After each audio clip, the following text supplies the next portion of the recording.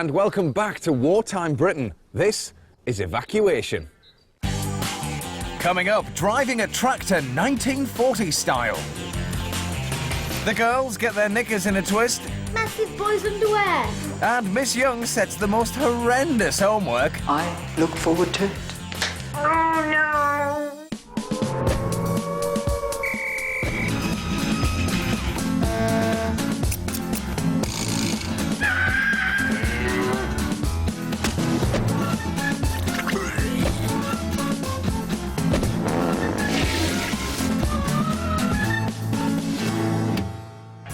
To escape the bombing raids during the Second World War, city children were evacuated to the countryside.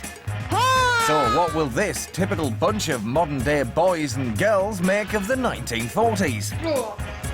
They've spent the last week at Castle Farm living with Mr. and Mrs. Rivet, where the realities of wartime Britain are hitting home. If I was a gas cloud, I'd have killed you.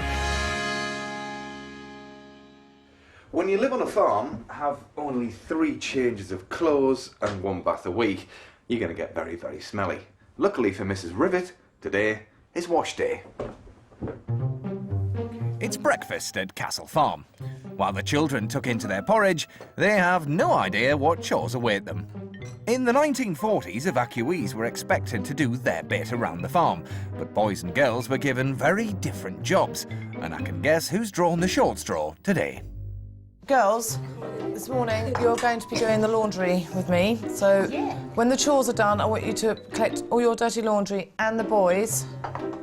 You poor girls, what do you got? Pick up all the boys' laundry, or you want to go and get a clothes pegger so you can put on the end of your noses? The laundry is girls' work. It's down to the women. The boys are, you know, outside workers. Girls are indoors. I think it's really horrible, the fact that we have to do the boys' laundry, because what if they have, like, dirty underwear and I'm not cleaning them? It's bad enough for the girls, but what do the boys think about airing their dirty laundry in public? I am a bit bothered about the girls clean their clothes because just in case they see anything. I'm not bothered if the girls think my skid marks are gross, because my saying is it happens, it just happens. Poor Joe and Chelsea have the nasty task of collecting the boys' stinky laundry. Right, so you want all this lot on the floor and their bottom sheets. That's not wet, that's wet! Put your some more under here as well, Chelsea. What's that? Right, boys, follow me over to the barn, please. Out in the yard, boys' chores seem much more fun. Mr. Rivet has asked them to make a pair of scarecrows. The idea of a scarecrow is he stands in the field and he waves his hands up like this. So what you're trying to do is make me a stationary scarecrow. Look a bit like me. Make him look a bit fierce. Make him look like Hitler. All right? With just a few old sacks. That's it. Hold it like that so the neck hangs open. That's the way. Tons of straw. Fair bits of string. Some scrap wood and a lot of imagination. Now you're getting an idea of it, see? Our evacuees have to build the scariest scarecrows Castle Farm has ever seen. So, lads, are you modelling this on anyone in particular? Mr. Rivet. And Mr. Rivet? What's happening here, Josh? Horns. It looks evil, which is good because it's a scarecrow. But with the other scarecrow, Harry's getting carried away. I am painting a heart on the scarecrow. And why? Just to make him look more better.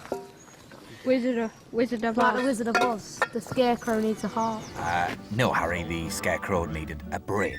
A bit like some of you. My head, I'd be scratching while my thoughts were busy hatching if I only had a brain. The boys seem to be enjoying their farm work.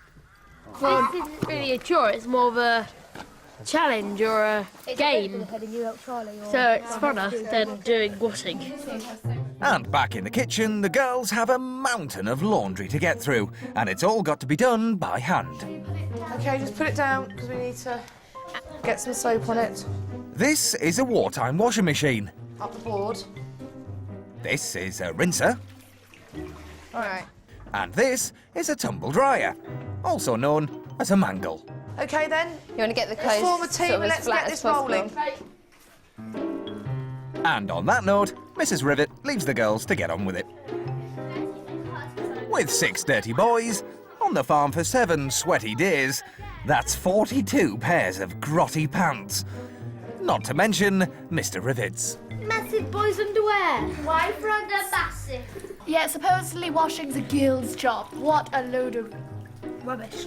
Yes, thank you for that. Our clothes are relatively clean, right? And theirs are all muddy and sloppy, and they should be doing their clothes, not ours.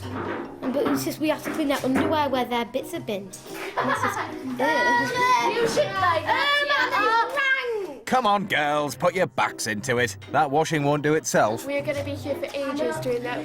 We've still got a huge pile of laundry. So what sheets and pyjamas and socks to do? Out in the yard, Castle Farm's fiercest scarecrows are ready for inspection by Mr. Rivet. Right, let's have them stand up against the wall, please, boys. Stand him up there against that wall. Just the job. Well done. Just the job. It's not bad at all, but I don't like this lady on the left. I think you'd give her a wide berth, wouldn't you? I would. For a first-time effort, not too bad at all. It is quite difficult if they can't use a hammer and nail just to tie everything up. I mean, they've lashed it all together, and for the moment, they're all standing in one piece. Good work, boys. I wish I could say the girls' washing's scrubbed up to standard.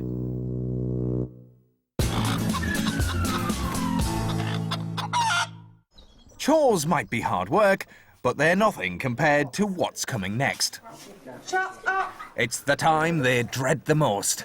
1940s school. I compare thee to a summer's day. Poetry. You either love it or you hate it. And Miss Young is about to open our children's minds to the joys of poetry in her own unique style. So this morning, everyone, we are going to write a poem in our best handwriting. Our modern children are used to poetry classes full of self-expression and creative writing. And now, But Miss Young expects them to memorise a 16-line poem, word perfect. to show you the first verse of the poem I have in mind for you to learn. Raise your pencils, begin copying. Take good care. 8 lines in each verse. 8 long lines to learn by heart. And the final verse the same, making a total of 16. Well, this was typical of schooling in the 1930s and 40s. Learn it and then recite it word for word. And the reason they did it was because... it's gone. Learn it and recite it word for word. And the reason they did it was because... And the reason they did this was because... it's gone. Let's have a look. I just hope the children learn their lines better than I have. You do realise, everyone, that your homework for this evening is to learn by heart the 2 verses of Kipling's great poem, If. Ready to speak to me without your books tomorrow morning, first thing, in this room. I look forward to it. Oh no! We've got to learn a 16-line poem by tomorrow morning, and I had learned the first verse. Now it's completely gone blank. And we have to remember 16 lines. I can't remember 16 lines. I can barely remember one. My memory's not that good at remembering stuff like when I'm at home. My dad always goes, Luke, can you go start me a bath? I go upstairs, go toilet and run back down. He goes, Luke, did you start me a bath? I go, oh no. And forgot, and so that's one of my weak points, memory. It's rest period. And while the girls get down to learning their lines, the boys have developed a totally new revision technique. Only one lad is missing. The pressure of learning the lines is clearly getting to Luke Burton. You have to go to school, and I could have had a lot more fun at home. Play my guitar and everything. I'm really into heavy rock music.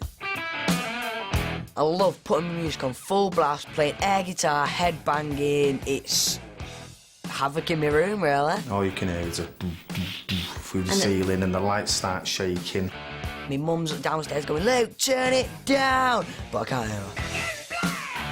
I get frustrated with Luke sometimes when he's playing his music that loud that I can't hear myself think. Luke, that music's doing my head in. Will you please turn it off? It's the night before the poetry test, and time's running out for Luke and the other boys and girls. I wonder how they're doing. Have you done it? We finished. Did you go all the way through it? I finished. I had it all down by the rest period. I did. What's line number 14? 14. With 60 seconds worth of distance run. That's it. That's unbelievable. Very good. Very good indeed. In the boys' dorm, it's a completely different story. If you keep your head with all about you, you are losing and they are blaming. If you keep your head when all about you. I know the first 2 lines, but. Okay. Well, what? Go on, you do. I learned it, but I forgot it. I can sort of remember it, but then it's sort of like a hazy word. I can remember the words, but not the words. Well, the girls have got it sorted, but the lads are in real trouble. The poem's called If. If any of the lads get just one line right, it'll be a miracle.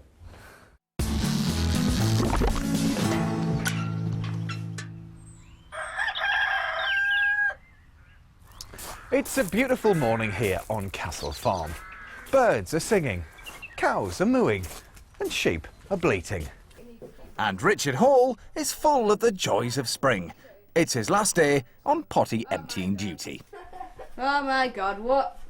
Where does it all come from? Where does it all come from? On the first morning at Castle Farm, Richard confessed he'd used the potty for something more than just a wee. Well, I really needed a number 2, aka poo. He stank out the dorm. So, to make it up to his roommates, Richard volunteered to empty the chamber pot for a whole week. But little did he know what he was letting himself in for. Way, I got it down the stairs.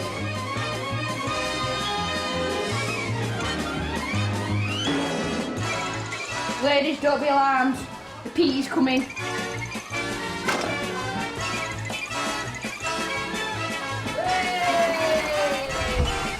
Who's in charge, me? Now, after an arduous week, it's Richard's last day on the job. I feel pretty cool that I don't have to do it anymore because I never liked it, and so it's just, you know, get it over with. And to mark this special occasion, I thought we should organise a guard of honour for him. Listen up, right? Because it's Richard's last potty day. When he comes down, we'll give him a huge cheer, and should we get him up here? Yeah. Stand up there to make a speech.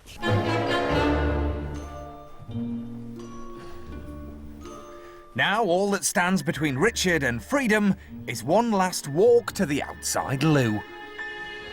I don't know how I'm going to get down the steps with it. Get down, Baba, this is yours.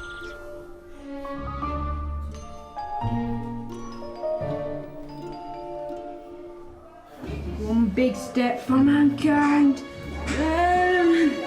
Oh my God, oh my God, oh my God. Oh God, I'm gonna die. Oh God. Has he just spilt it? Oh my God. Is it gone? Oh, that is unbelievable. Oh, he spilled it! You've got to do it for another week now. Oh. Who's going to give you the speech and everything? It was your retirement. Oh, Richard, I man. tried it as well. Was it just too full? Yeah. The boys find it hilarious, but Richard is completely gutted. I just felt I'm really stupid just building it when I've done it for a week and I can't do it now. Well done. Mrs. Rivet knows it was an accident and expects the other boys to help Richard out. And you all think it's really funny, don't you? That he's dropped it down the stairs? So, you're all going to help him clear it all up. That's wiped a smile off the other boys' faces. So as the boys help fill it up and they think it's hilarious, I've actually got them all out there clearing it up. So I don't think it's fair that Richard has to sort of take the brunt of it all. Today was my last day as chamber pot man, and I spilt it down the stairs, which made me a bit upset and annoyed. They were going to go give me praise because I did it, but I didn't get any praise. Well, it was an accident, so I didn't have to really clear it up because I did it for a week, so I don't have to do it anymore.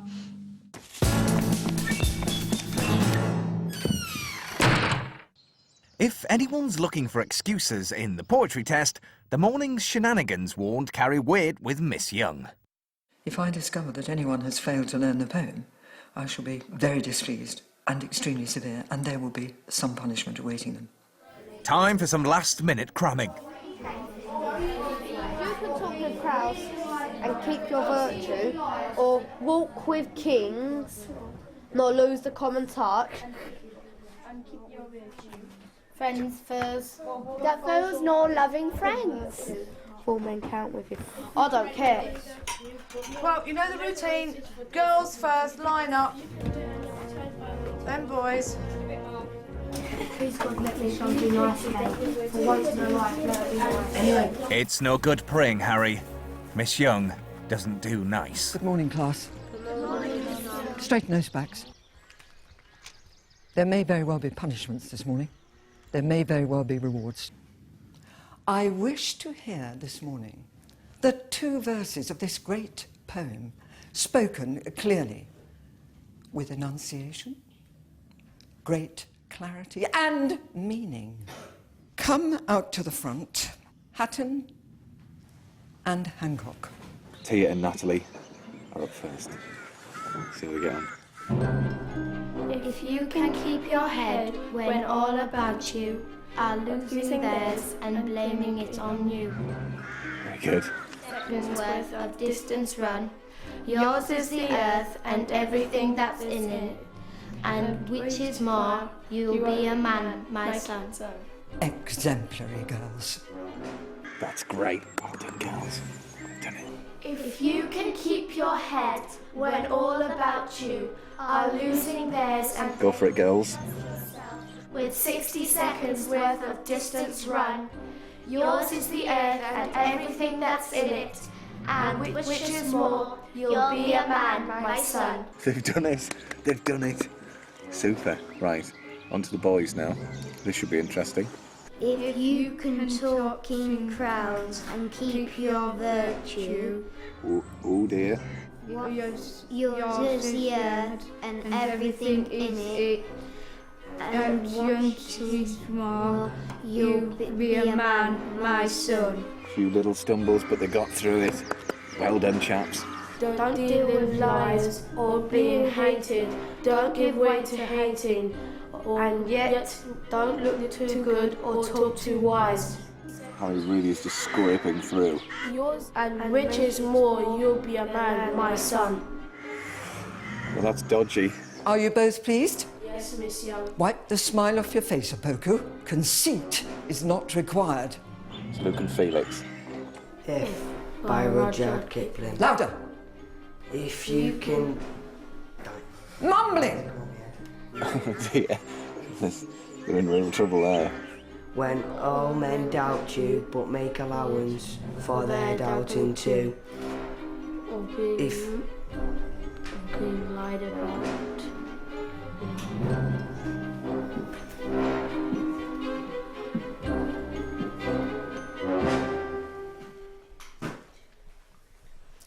You have not learned this poem. Therefore, you will be punished for that. Sit down this minute. Oh dear. Severe, severe punishment for them. You two, put your hands on your head. Hands on head!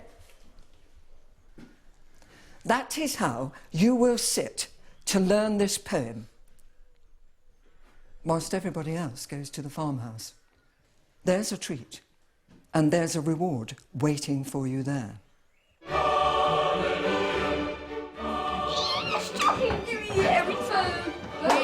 You see, right, as a really special treat, you've got a cup of milk and a chocolate biscuit. Thank you, Charlie. With chocolate strictly rationed, no wonder they're so excited.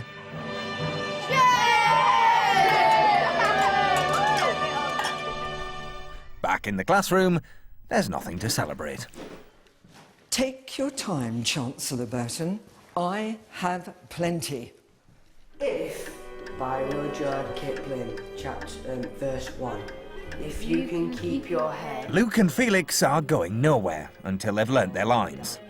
And this means repeating them again and again and again. If you feel the unforgiving, yet don't look too good, which is more, you'll be a man. And this is what I wanted when I first stood you there. You have wasted my time, and doubtless my effort, getting you to this stage. This should have been how it was when you first walked into the classroom. Miss Young seems to have made her point. Learned it last night, well, most of it anyway, not all of it. And then I forgot it this morning, so I had to try and learn it, but I couldn't, so I knew the top like 6 lines out of 16. For learning the poem, I got a piece of chocolate and I was chuffed because I haven't had chocolate since on the train ride when we got here, and I saved it until Luke and Felix got back because they didn't learn the poem and they didn't get any chocolate, and I rubbed it in their faces and said it was lovely. I'm actually going to keep the chocolate bar wrapper until we go home, so every night I'm just going to smell it all the time. Pay attention! This afternoon, our evacuees are going to be introduced to the engines that drive rural life. Their strength has helped farmers for centuries. They're quite literally the workhorse of the farming world, because they're horses that work. During the 1940s, farmers still used the strength and power of plough horses to do the heavy work in their fields. Each horse weighs more than a small tractor and is just as useful. And Matthew the ploughman wants our evacuees to learn how to handle these huge creatures. With George here and Hallie, we've just got to get them ready before we put them on the plough. So we usually start by picking their feet out. Each hoof is bigger than a football, and a well-aimed kick could cause serious damage. But before going out to work, these giant feet must be cleaned, and that's our evacuees' first job. Well done, Richard. I'm scared of being kicked in the nose with the horse when I was getting all the mud off the bottom of the shoe, because I think it'd be really hurt. But it's the horses who get most nervous around newcomers. Stand up. No, silly. They react well to being spoken to gently, though. Hello, George, I'm here. What's your name? Looking back and say hello, look. He's having a look at you now. The horses are huge because, like, I only thought horses were, like, little, but they're, like, massive, and it was really, like, scary, but, like, they're real cute. Horses are gorgeous. They're, like, huge, and their feet are, like, that big. But I'm gutted because he hasn't chose me yet to do anything for the horse. Don't worry, Joe, grooming is only half the job. The real work is still to come. Right, come along, everybody, please. Come along. In the 1940s, ploughs like this were used to prepare the land for sowing crops. Come along together then. That means to walk on. And with such powerful horses, it took a huge amount of strength and skill to control the plough. But that's exactly what Matthew the ploughman wants our evacuees to do. What you've got to do pretty much is just walk along behind it. That'll pull itself through. Okay, but you'll feel through the handles the vibration of the soil being cut and turned over by the plough. Get them along together, boys.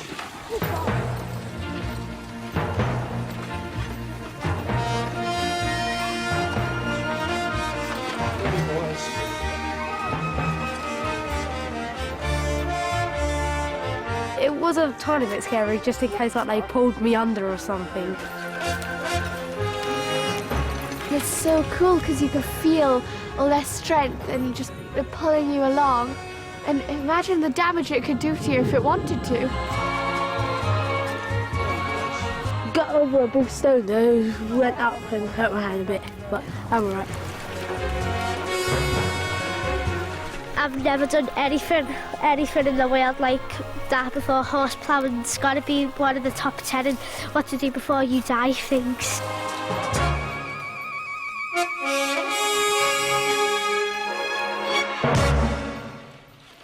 After ploughing the field, the evacuees can now plant their crops. Right. Luckily, Mr. Patrick has just the gadget to help them on their way. Push, push, push. How does it But freshly sown seeds are a free meal for greedy crows. What's needed is something big and fierce to scare them away. And luckily, our lads have just the thing.